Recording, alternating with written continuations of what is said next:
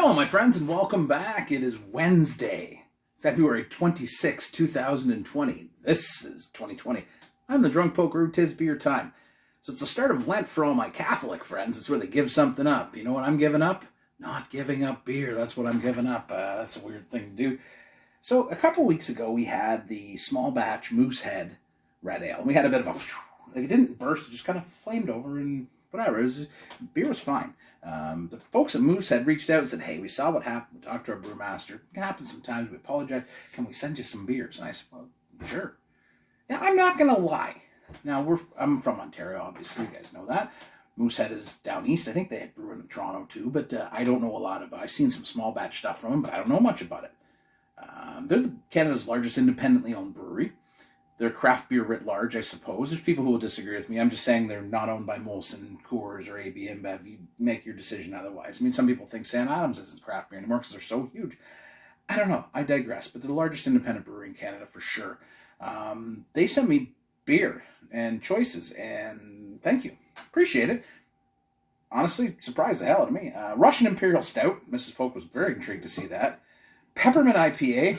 Piqued my interest. Another can of the red ale. Arak beer. Okay.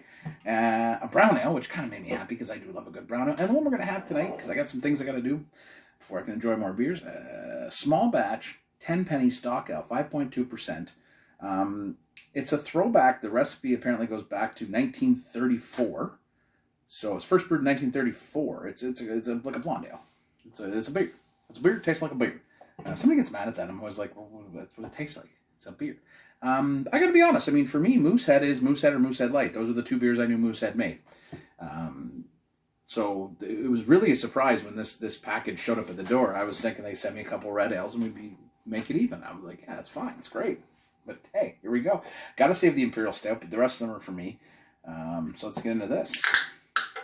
I'm off tomorrow, so I can have some beverages. See, no foam over this time. Perfectly done. Like I said, and I was not critical of it. I was just like, yeah, this is what happened, man. There's a school of thought. These guys are huge, and I guess, they recognize the trend in craft beer is to that kind of smaller batch, having a lot of options, not just, a lager and a light lager. So they responded. They're a massive company, but cracker grains, cracker cereal notes, light fruitiness, apple maybe. Yeah. Crystal clear. Again, it's a stock ale. Now, there is a Molson stock ale I've always wanted to try, never got to. But it's a beer, right? That's why I figured I'd start there. But thank you, Moosehead. Appreciate it. Always do. But cheers to independence. Fiercely independent and beer.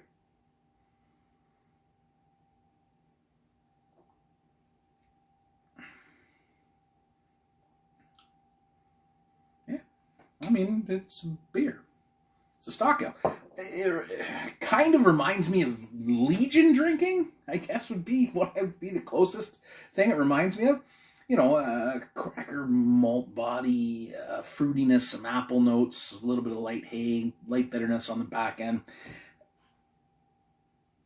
And it's not meant to be disrespectful to the beer. And I struggle when we talk about lagers and ales, like straight up ales, blonde ales, whatever, because just straight up, no dry hopping, no adjunct, no added hops, right? Just straight up hops, straight up beer. I struggle with it because it tastes like a beer. This tastes like a good beer, but tastes like a beer, and that's okay. I mean, beer tastes like a but you know what I mean when I say that. It's Wednesday, Wednesday? It's Wednesday, February 26th. Okay, good. I don't even know anymore. But honestly, it goes down. It's beer-like.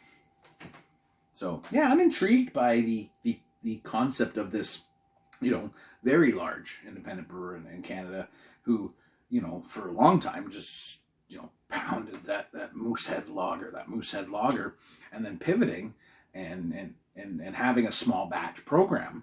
It's a good idea. I mean, that's what the industry is headed for, and there's a niche for it, and they're trying to respond to it. But yeah, it's a nice beer.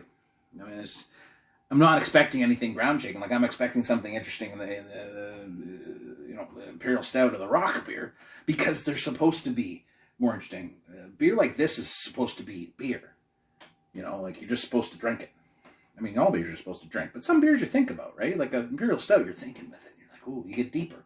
With this, you're just like, it's a beer. Let's play some darts. So I appreciate that. So there we go. That's the first one. We'll see where the rest of it takes us. The journey of beer. Always a good one by the end. Cheers, my friends. Thank you again to Moosehead. Appreciate the beer and the quick customer service. Very much appreciated. And we'll see where we go from here. Cheers, my friends. Enjoy your evening. Like, I kind of just want to, like, hang out at the Legion now. It's really what this beer inspires me to do. That's okay.